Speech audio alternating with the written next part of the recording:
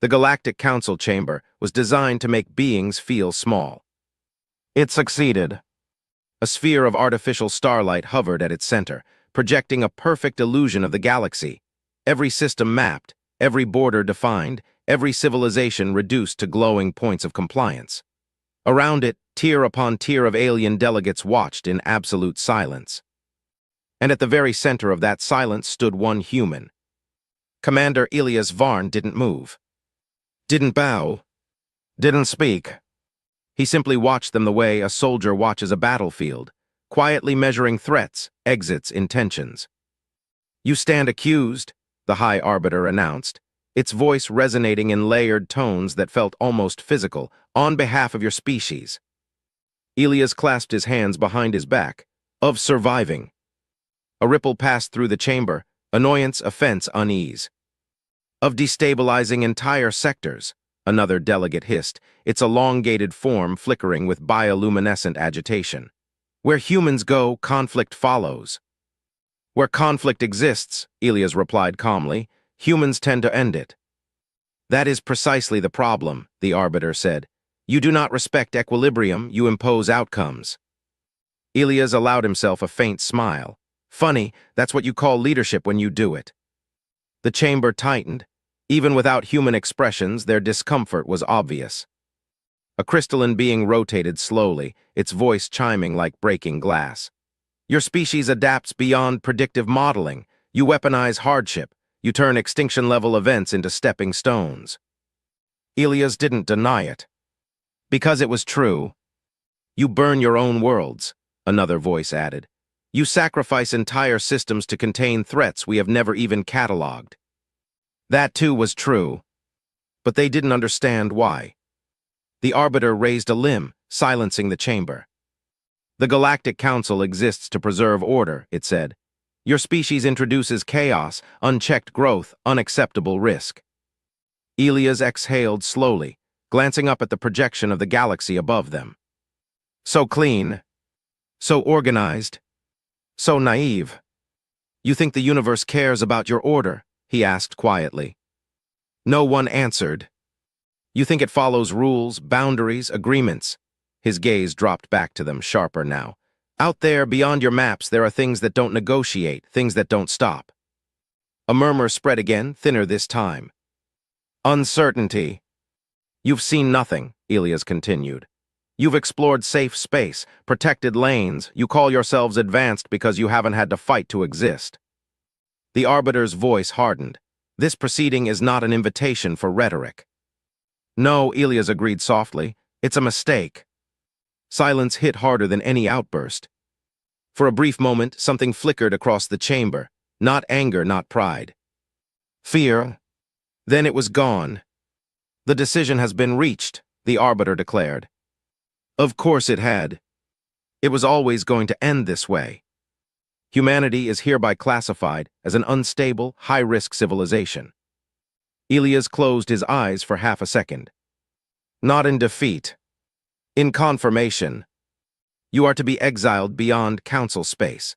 All trade, communication, and alliance privileges are permanently revoked." The words echoed like distant explosions. "Any attempt to re-enter governed systems will be met with force." A pause. "Effective immediately." The galaxy above them shifted, human-controlled systems dimming, then disappearing entirely from the projection. "Erased. Just like that." Elias opened his eyes again, staring up at the absence where humanity used to be. No anger. No shock. Just a quiet, steady resolve.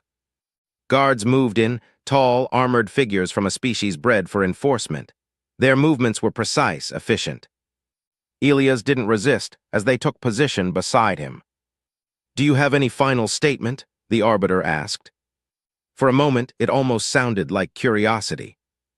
Elias looked around the chamber one last time. At the beings who thought they had everything under control. At the galaxy they believed they understood.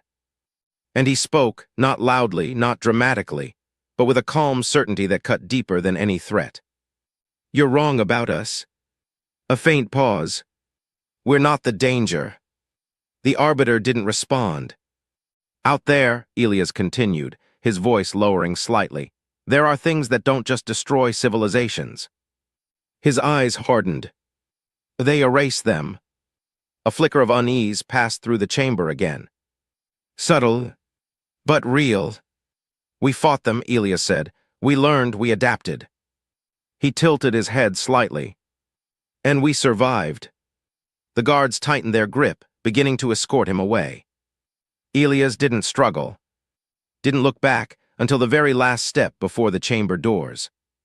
Then he stopped, just for a second, and turned his head enough for his voice to carry. One day, he said quietly, something worse than us is going to find you. No one spoke. No one moved. And when it does, his gaze swept across them one final time. You're going to wish we were still here. The door sealed behind him with a deep, final sound. Inside the chamber, silence lingered. Heavy, uncomfortable, unfinished. The arbiter raised its limb again, dismissing the assembly. Proceedings concluded. Delegates began to disperse, their movements controlled, but not quite as confident as before. Because somewhere, buried beneath logic and authority, a single thought remained. What if the human wasn't wrong? Far beyond the edge of mapped space, past the last monitored star, beyond the reach of council sensors, something stirred. Not born, not awakened, but noticed, and for the first time in a very long time. It wasn't alone anymore. For 43 years, the galaxy knew peace. Not the fragile, uneasy quiet that follows war, but something cleaner. Controlled, predictable, trade routes stabilized, borders held, conflicts dissolved before they could escalate. The Galactic Council called it a new era. Privately, they called it validation. Humanity had been the variable, the disruption, the anomaly. Remove them and everything aligned. That was the theory. For a while, it seemed true. Until the first system went dark. It was a minor colony on the outer edge of Council territory. Agricultural, low population, no military presence. When contact was lost, it barely registered as a priority. Communication failures weren't uncommon that far out. A probe was dispatched. It never returned. Then a second system went silent. This time, a patrol fleet was sent. They vanished mid-transit. No distress signal. No debris field. No warp signature collapse. Just gone. The council began to pay attention. Emergency sessions were called. Analysts compiled data. Patterns were sought, debated, dismissed. Piracy, one delegate insisted. Impossible, another countered. No known faction possesses that level of stealth or power. A natural phenomenon, then.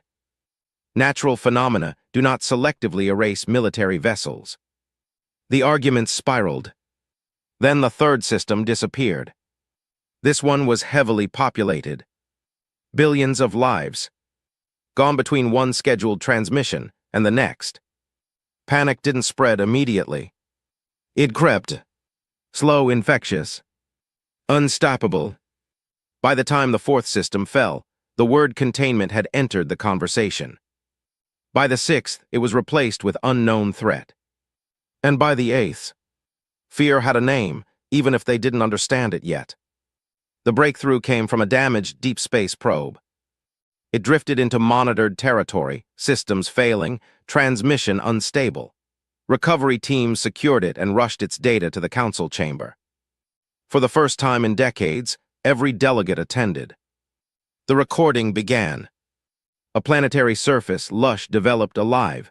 Cities stretched across continents, lights shimmering against the night. Normals. Peaceful. Then the sky changed. Not gradually. Not violently. It simply broke. A thin line appeared across the upper atmosphere, glowing faintly, as if reality itself had been scored by an invisible blade. The line widened. Split. And then it opened. No explosion, no sound, just a silent tearing of existence, revealing something behind it that shouldn't have been there. Darkness. Not the absence of light, but something deeper, something that swallowed light without reflection. The chamber fell completely silent. From that fracture, something emerged.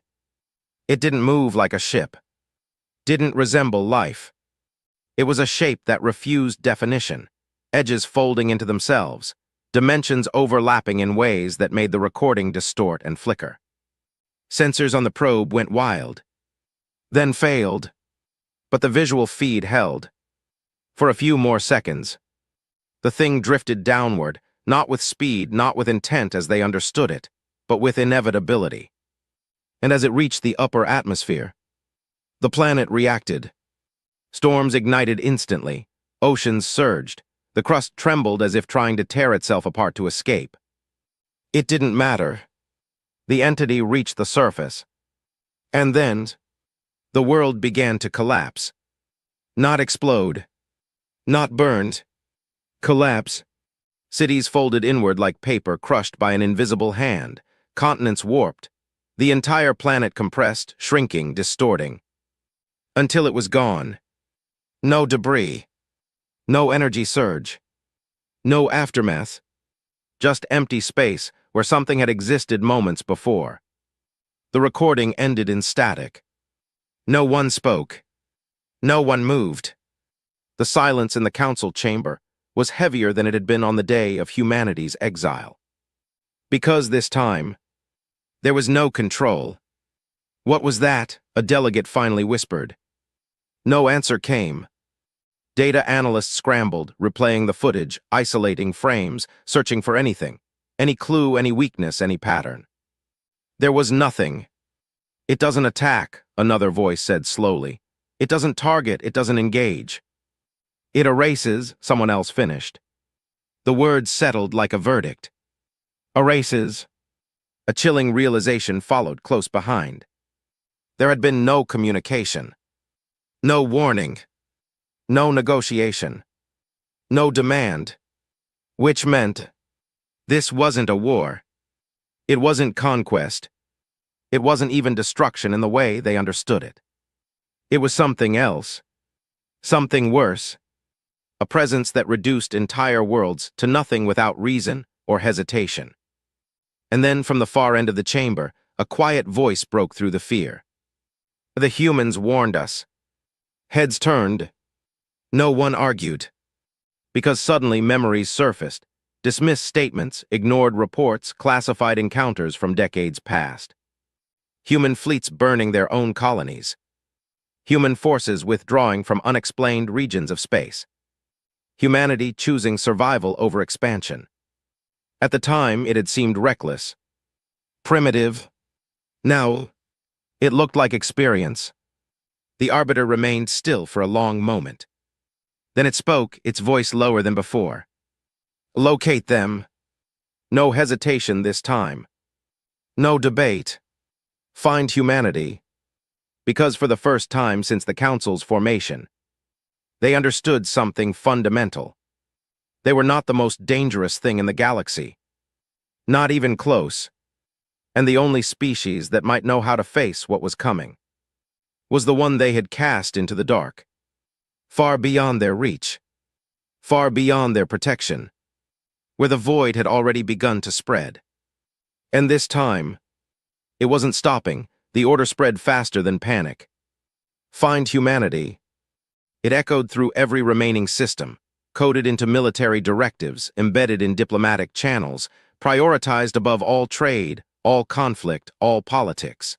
The Galactic Council didn't announce it publicly, but every fleet commander, every intelligence node, every deep space probe knew. Nothing else mattered now.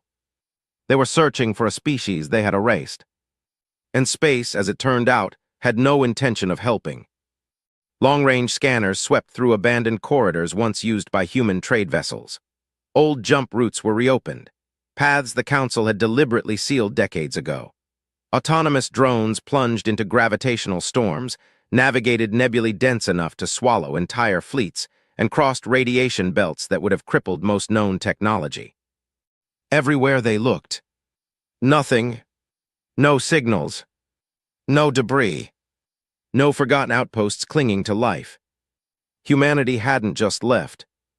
They had vanished with intent. Expand the search radius, the arbiter ordered. We already have, an analyst replied, voice tight. We're reaching beyond mapped space. Navigation certainty is dropping below acceptable thresholds. Then lower the threshold. That alone would have been unthinkable months ago. Now it wasn't enough. Meanwhile, the disappearances continued. Another system collapsed, this time a fortified mining world surrounded by defensive platforms. The stations didn't fire. They didn't even register a target. They simply ceased to exist. Fear stopped being theoretical. It became routine. Entire sectors began evacuations. Civilian vessels flooded safe corridors. Military fleets, once symbols of control, now drifted as uncertain guardians against something they couldn't even perceive until it was too late. And still, no sign of humanity. Until the signal came. It wasn't dramatic. No sudden burst across every frequency. Just a faint, tightly encrypted transmission buried deep in background noise, detected by a survey drone operating beyond the last recognized boundary of Council space. At first, it was dismissed as interference. Then someone decrypted a fragment. The room froze. Is that? Yes, the technician whispered. It's human. The signal wasn't a distress call. It wasn't a broadcast. It was a pulse. Deliberate. Minimal. Like a beacon that didn't want to be found easily. Coordinates followed, barely stable, shifting as if the source itself was in motion or intentionally masking its location. The Council didn't hesitate. A delegation was assembled within hours. Not a fleet. Not an armada. Just enough ships to show intent without appearing as a threat. Or at least, that was the idea. As they prepared to depart, one of the delegates asked the question no one wanted to voice aloud. What if they refuse? No one answered, because that possibility had already been considered. And it had no solution. The journey pushed beyond everything the Council considered safe. Stars grew sparse. Known constellations dissolved into unfamiliar patterns. Navigation systems recalibrated constantly, struggling to map a region that seemed resistant to definition. Sensor drift increasing, one pilot reported. It's like space itself isn't stable out here. Maintain course, the envoy leader ordered, though their voice carried less certainty than they would have liked. The signal grew stronger, then clearer, then suddenly, it stopped. Signal lost, the technician said. A wave of tension swept the bridge. Did we pass it? No, we're exactly on the last transmitted coordinates. Silence. Then, contact. The word cut through the air like a blade. Every screen shifted at once. Ships. Dozens. No, hundreds. They hadn't appeared. They had been there the entire time. Dark against the void, their hulls absorbing light rather than reflecting it. Sleek, angular, precise, nothing like the designs humanity once used. These ships weren't built for exploration or diplomacy. They were built for survival. And war. The envoy fleet froze instinctively. No weapons locked onto them. No signals broadcast. Just observation. They're watching us, someone whispered. At the center of the formation, something massive loomed into focus. A structure so large it distorted surrounding space slightly, like gravity bending light. A station, the navigator said, or something like one. It dwarfed anything the Council had ever constructed. And it radiated control. Finally, the envoy transmitted. This is a delegation of the Galactic Council, the leader began, forcing steadiness into their tone. We come seeking. The reply cut in instantly. We know who you are. The voice was human. Flat controlled. Unwelcoming. A chill ran through the bridge. We request. You made your decision. Silence slammed into the conversation. The envoy leader swallowed. We were wronged. No response. Seconds stretched. Then minutes. Every sensor strained, every crew member holding their breath. And then, One ship detached from the formation. It moved slowly, deliberately, not aggressive, not cautious, judging. As it approached, its surface shifted subtly, panels adjusting, systems recalibrating, as if the vessel itself was alive in ways the Council couldn't comprehend. "Permission to scan?" a technician asked. "No," the leader said immediately. "We don't do anything that could be interpreted as hostile." The ship stopped just outside engagement range. "Waiting." A docking request appeared on the envoy system. "Not sent. Imposed." The message was clear without words. "Come to us, or leave." The envoy leader hesitated. Just for a moment. Then nodded. "Prepare for docking." Because deep down, they understood something fundamental. They weren't here as equals. They weren't even here as allies. They were here as supplicants. And the beings they had cast out into the dark had not only survived, they had become something the galaxy no longer understood. Something far more dangerous than before. And far less forgiving. The docking clamps locked into place with a heavy, final sound. Inside the airlock, as the doors began to open, a single thought echoed through every mind present. What if humanity didn't want to save them? And worse, what if they had a reason not to? The airlock opened with a low, controlled hiss. No dramatic lights, no welcoming atmosphere. Just a dim corridor stretching inward, cold, metallic, precise. The envoy stepped through slowly. Every instinct screamed caution. Human architecture had changed. The walls weren't smooth. They shifted subtly, like layered plating designed to reconfigure under stress. Faint pulses of light moved beneath the surface, almost like veins carrying energy instead of blood. "This isn't civilian design," one delegate whispered.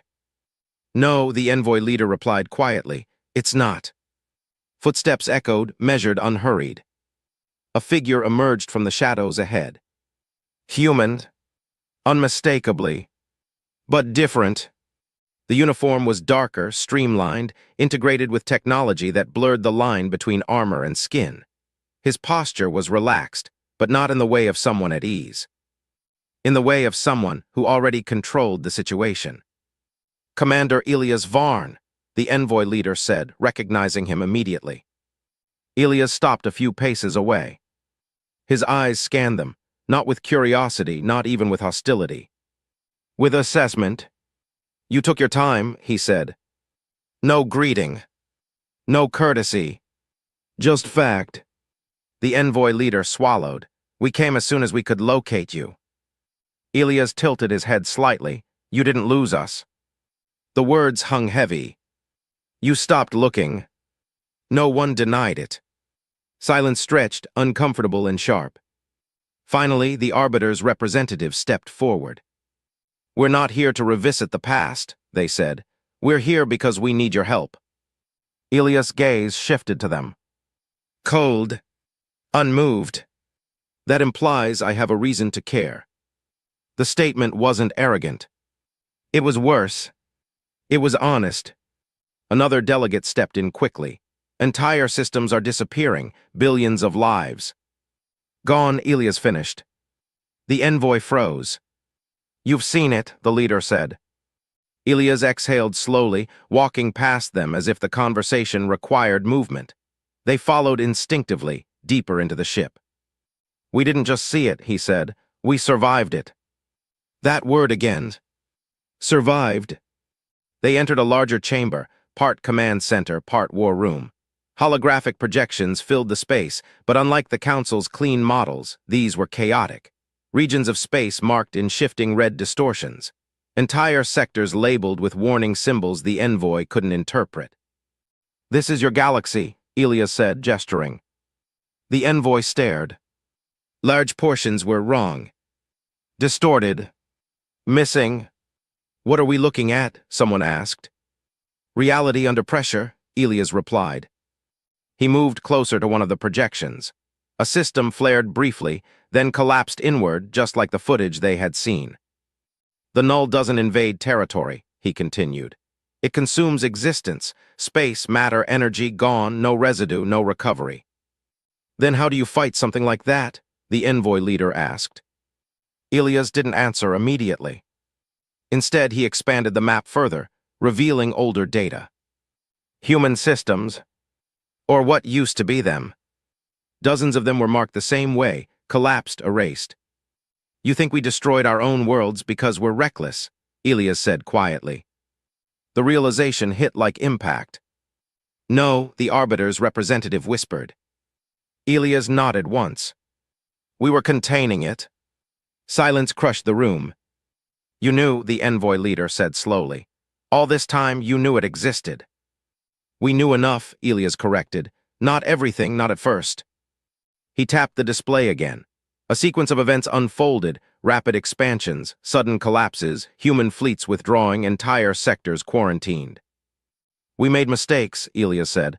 We tried to study it, contain it, fight it directly. And, someone asked, though they already feared the answer. Ilias looked at them. And we lost. The word landed heavier than anything before it. You're still here, the envoy leader said. Barely, Ilias replied. He stepped closer, lowering his voice slightly. The null adapts, not slowly, not predictably. Every time we engaged it, it learned faster than we could respond. A chill spread through the chamber.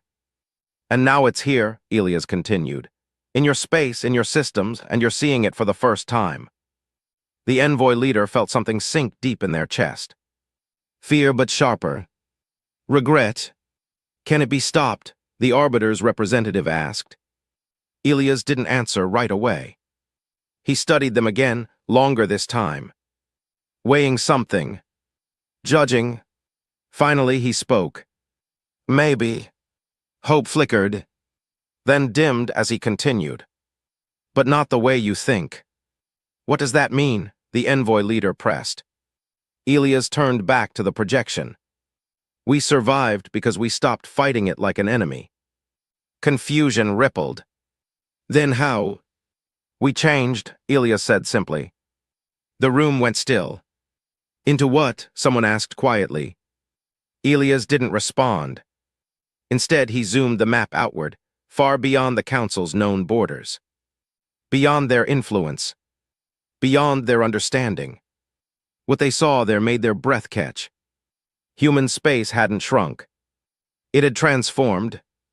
Dense clusters of structures, defensive networks layered in ways that didn't follow standard physics, signals that didn't behave like normal transmissions. It wasn't just a civilization anymore. It was something else. Something engineered to survive the impossible. You came here asking for help, Ilias said, his voice calm but edged with something darker now. He turned to face them fully. But you don't understand what you're asking for. The envoy leader held his gaze. Then help us understand. A long pause followed. Then Ilias gave a faint, humorless smile. That's the problem, he said. You might not like the answer. And for the first time since they arrived, the council representatives realized something far worse than the null itself. Saving the galaxy might require becoming something unrecognizable. Something they had once feared. Something they had already rejected. And this time, they might not get to choose. No one spoke for several seconds. The weight of Ilias' last words lingered in the air like pressure before a storm. You might not like the answer. The envoy leader straightened slightly, forcing composure back into their voice. With respect, Commander, were past preferences. Ilias studied them. Not dismissively, carefully. As if deciding whether they truly understood the line they were about to cross. Good, he said finally, because what comes next isn't negotiation. A subtle shift rippled through the room. Even now the council expected leverage, compromise, structure. Ilias stepped closer to the central display and dimmed it with a gesture. The projections faded. The galaxy disappeared, leaving only them. You want us to fight the null for you, he said. No, the Arbiter's representative replied quickly. With us. Ilias' expression didn't change. That's not how this works. Silence. If we engage, he continued, we take control. A few delegates stiffened immediately. Control of what? One demanded. Elias didn't hesitate. Everything. The word landed like impact. Your fleets, he said. Your defenses, your logistics, your communications, every asset you have that could even remotely influence this war. That's one delegate started. Necessary, Elias cut in. His tone sharpened, not louder but harder. You don't understand the enemy. You don't understand the battlefield. And you definitely don't understand the cost of hesitation. The envoy leader raised a hand, silencing the others. What you're asking, they said carefully, is total operational authority over the entire council. Yes. No hesitation. No apology. The room shifted again, this time not with fear but resistance. We are not surrendering our sovereignty, the arbiter's representative said firmly. Elias nodded once. Then you're choosing extinction. The bluntness hit harder than any threat. You don't get partial control against something that rewrites reality, he continued. You don't get committees, debates, or divided command structures. He stepped closer, his gaze locking onto each of them in turn. You get one chance to respond faster than it evolves. And if we disagree, a delegate challenged. Elias held their stare. Then you die slower. Silence crushed the room again. Outside the viewport, distant stars shimmered, calm, unchanged, indifferent. For now, the envoy leader exhaled slowly. You're asking us to trust the very species we exiled. Elias tilted his head slightly. No, he said. I'm telling you to decide whether your pride is worth more than your survival. That one landed deep. Because it wasn't political. It was personal. Another delegate stepped forward, voice quieter now. If we give you this control, what guarantees do we have? Elias didn't answer immediately. Instead, he turned away, walking toward the far edge of the chamber. For a moment, it looked like he might ignore the question entirely. Then he stopped. None, he said. The word echoed. Clean. Final. You have no guarantees, he continued. Not with us, not with the null, not with anything that's coming. He looked back at them. The only thing I can offer you is a chance. A chance, the arbiter's representative repeated. Elias nodded. To survive long enough to matter. Another silence followed, but this one was different. Heavier. Decisive. The envoy leader closed their eyes briefly. When they opened them again, something had shifted. Not confidence. Not certainty. But acceptance. We've already lost 8 systems, they said quietly. Billions of lives, entire fleets, and we still don't understand what we're facing. They looked around at the others. One by one, the resistance faded, replaced by something far more dangerous. Resolve. We can't fight this alone, the leader continued, and pretending otherwise is exactly how we got here. The arbiter's representative hesitated the longest. Then slowly, they inclined their head. A gesture of agreement. A gesture that would have been unthinkable just weeks ago. Very well, the arbiter's voice echoed through the chamber, transmitted live from the council core. We accept your terms. No ceremony. No conditions. Just surrender to necessity. Elias didn't react immediately. He simply watched them for a moment longer, as if confirming the decision was real. Then he nodded once. Good. The word carried no triumph.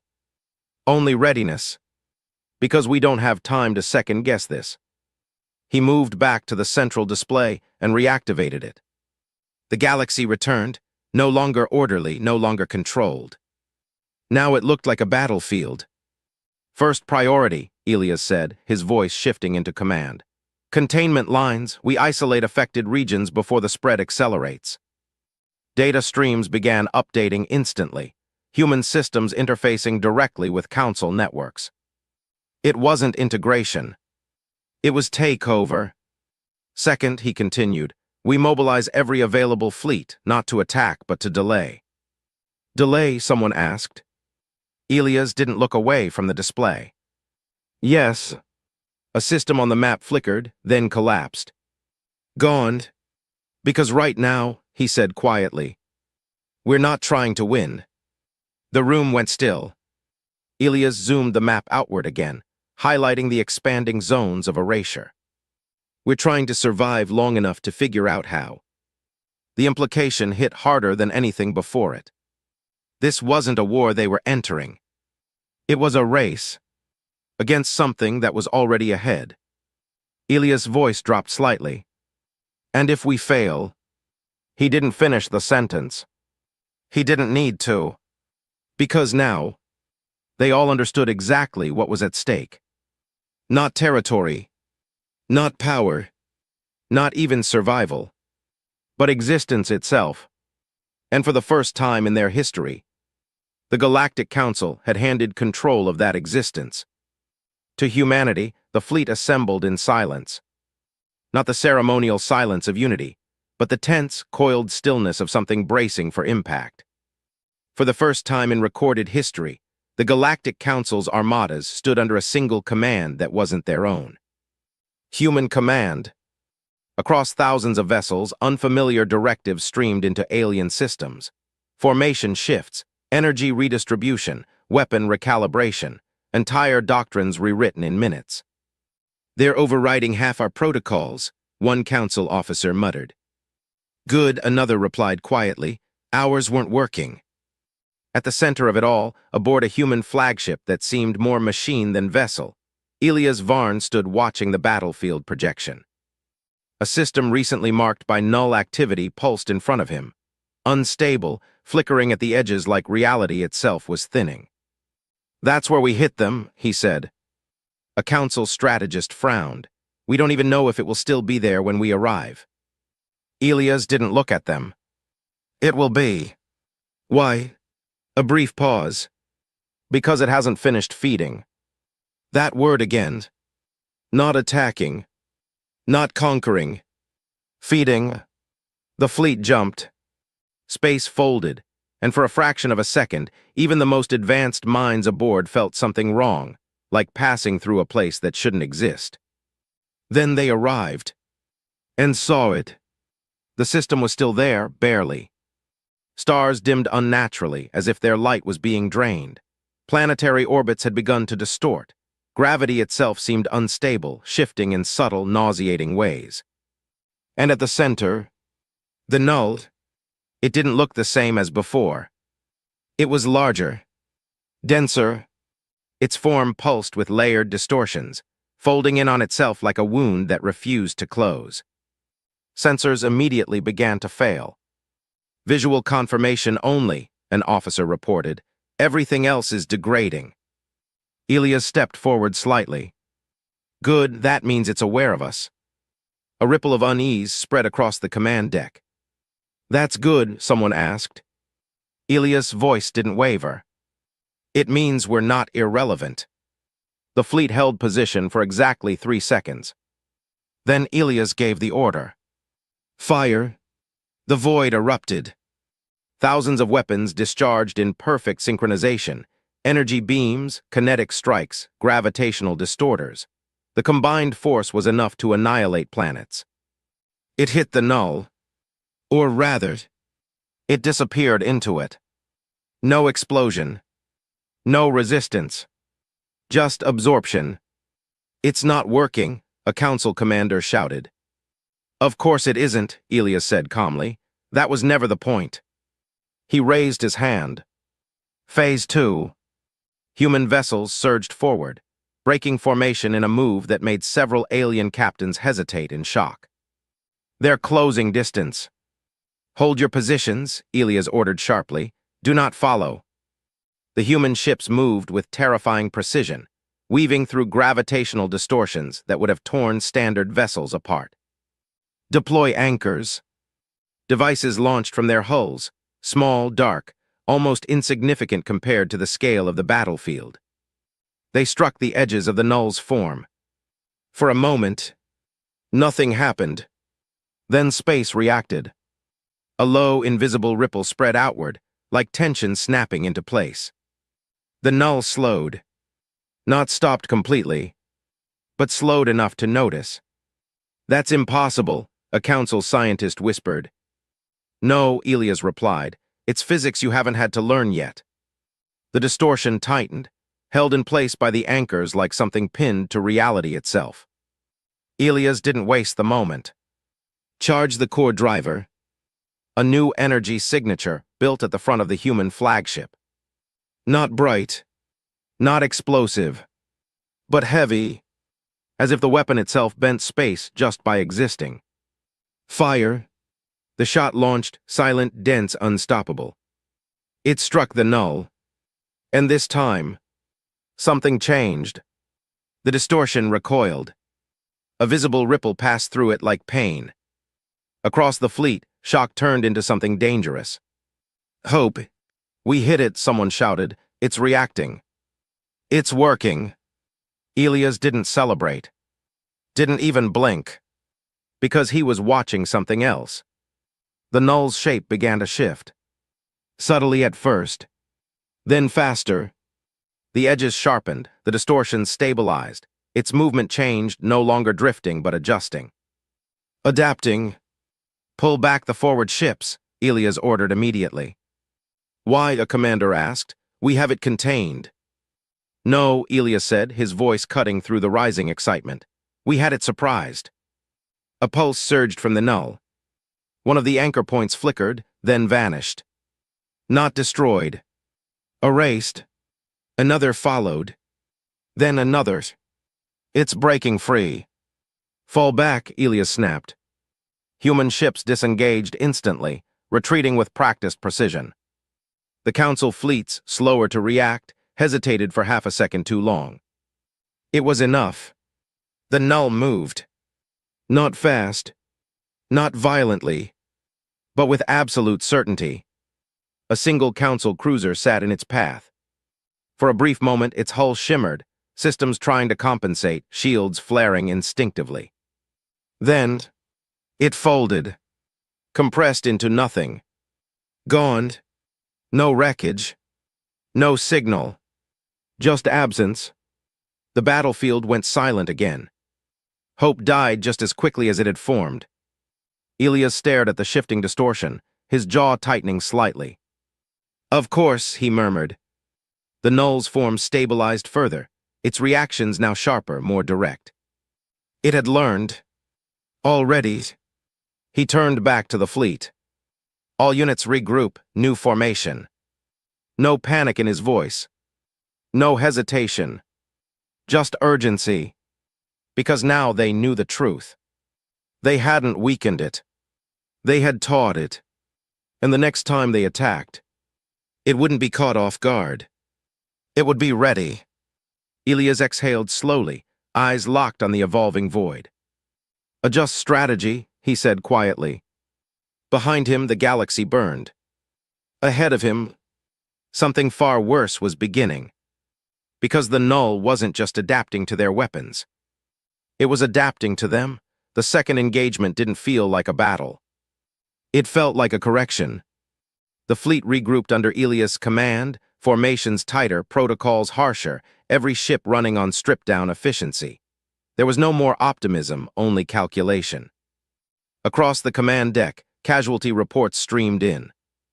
43% total losses across Council fleets. Human losses at 21% and rising. Multiple sectors destabilizing, containment lines failing. Elias read it all without expression. "Update evacuation corridors," he said. "Prioritize population clusters over infrastructure."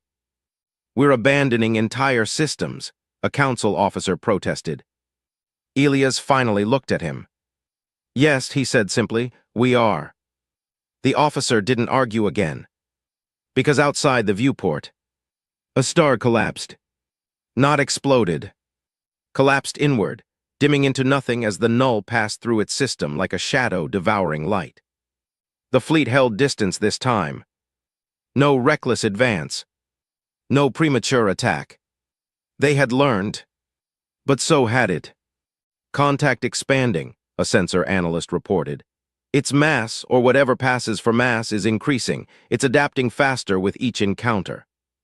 Elias nodded once. Of course it is. The room fell quiet again. That answer didn't comfort anyone. It confirmed their worst fear. A transmission cut through the silence. The Galactic Council. Live. Commander Varn, the Arbiter's voice echoed, strained in a way no one had heard before. We are losing entire sectors. Your strategy is not holding. Elias didn't turn to face the projection. It was never meant to hold, he said. A pause. Then what is the objective? The Arbiter demanded. Elias stared at the battlefield, at the spreading void, the collapsing stars, the lines that no longer meant anything. To buy time. Silence. For what? The Arbiter pressed. Elias finally turned. And for the first time, there was something in his expression that hadn't been there before. Wait. We needed to confirm something, he said. The Arbiter's tone sharpened. Confirm what? Elias didn't hesitate. That we can't win like this.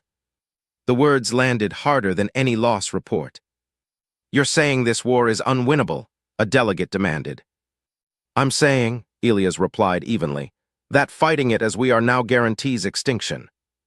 Another silence followed, but this one cracked. Because this wasn't fear anymore. This was inevitability.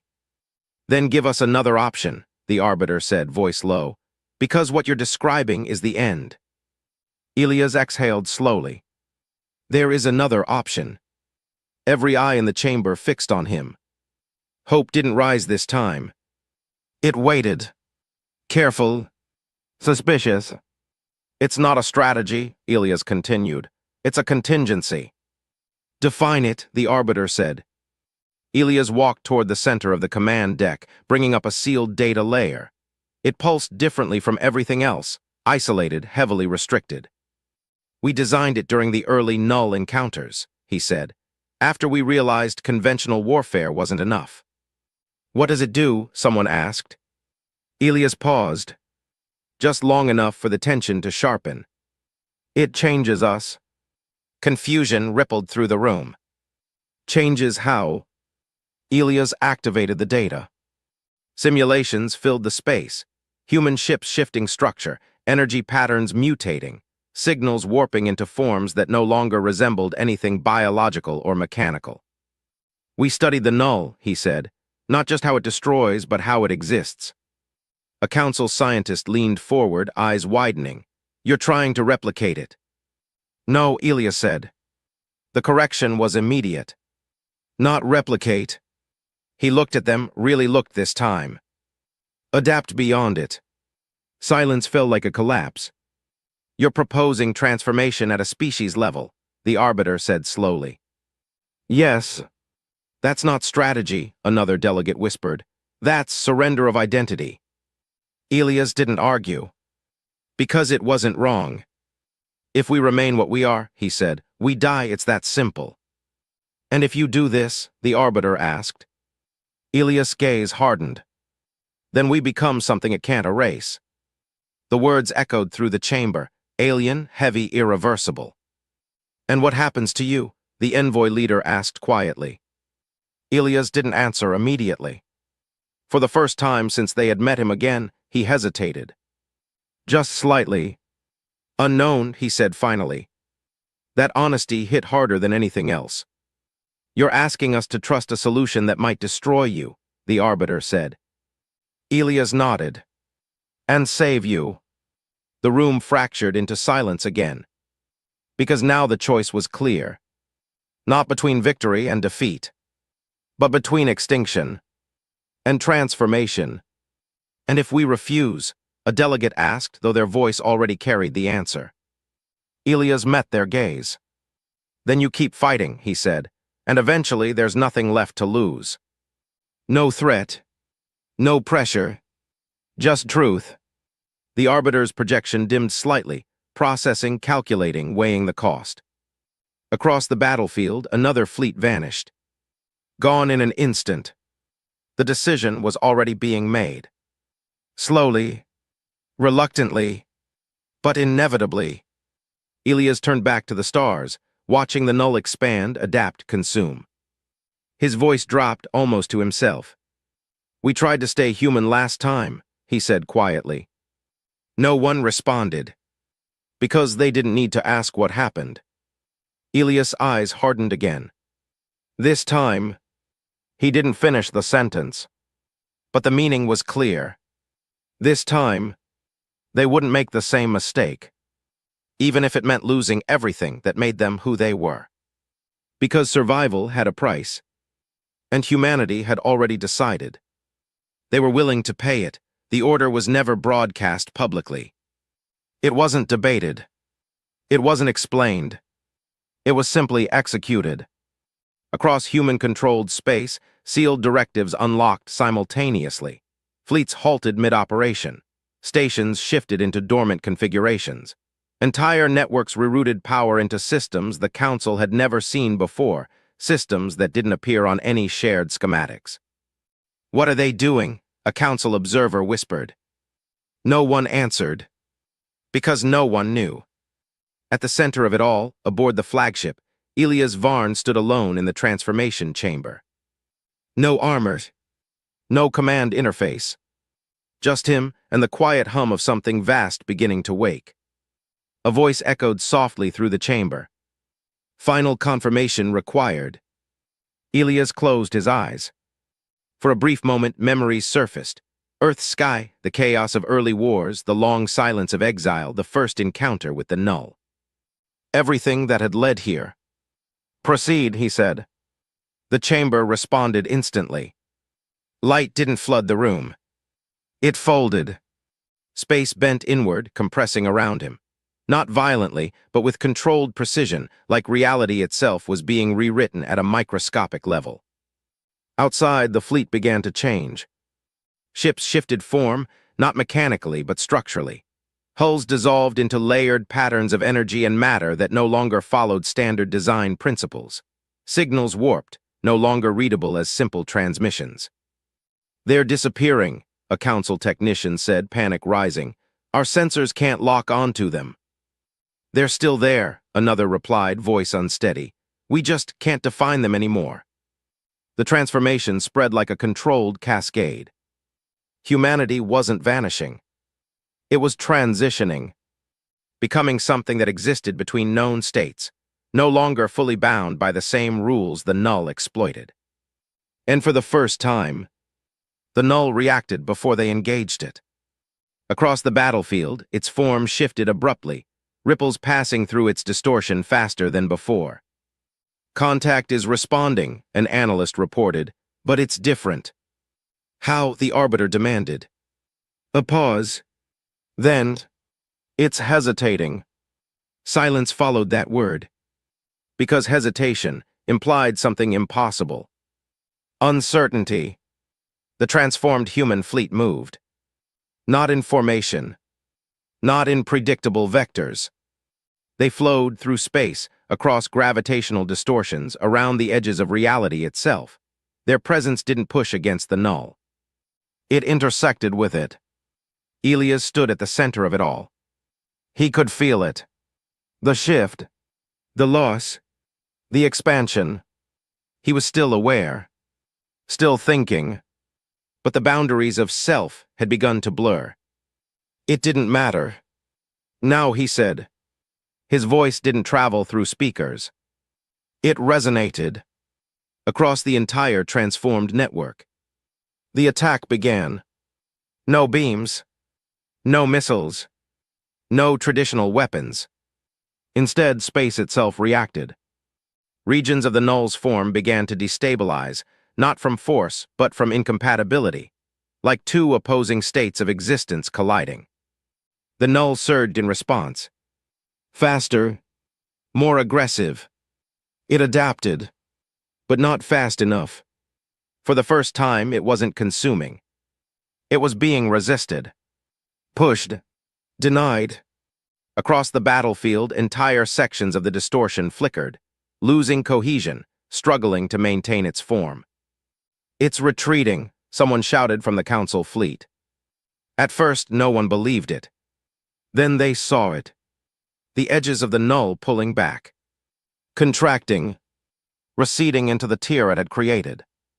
Not defeated, but driven away. The final clash tore through the system, stars destabilizing, gravity fluctuating wildly, space itself screaming under the strain. And then, it was over. The tear closed. The distortion vanished. The null was gone. Silence followed. Not the heavy silence of fear, but something stranger. Absence. The Council fleet drifted in place, systems recalibrating, sensors struggling to read a battlefield that no longer made sense. "We did it," a voice whispered. "We survived." Cheers didn't come, because something was wrong. "Where are the human ships?" a technician asked. Scanning arrays swept the region. Nothing. No signals. No debris. No trace. "They were here," someone insisted. "They were right there." Elias' flagship gone. The transformed fleet gone. Every trace of their presence erased. But not like the null erased things. This was different. Deliberate. Controlled. The Arbiter's voice cut through the silence. "Open all channels. Broadcast to human command." The message echoed across the system. No response. Again. Nothing. Days passed. Then weeks. Search operations expanded, sweeping beyond the battlefield across nearby sectors into deep space. Still nothing. It was as if humanity had stepped outside reality itself and simply never stepped back. Months turned into years. The galaxy rebuilt slowly, cautiously, haunted by what it had nearly lost. And by what it no longer had. At the far edge of known space, a long-range probe picked up something unusual. A distortion. Faint. Stable. Watching. It didn't approach. It didn't communicate. It simply remained there, at the boundary between what was known and what wasn't. Observing. Waiting. Protecting. Or preparing. No one could tell. But one truth settled across the galaxy like a quiet, permanent shadow. They had begged humanity to return. And humanity had answered. Just not in the way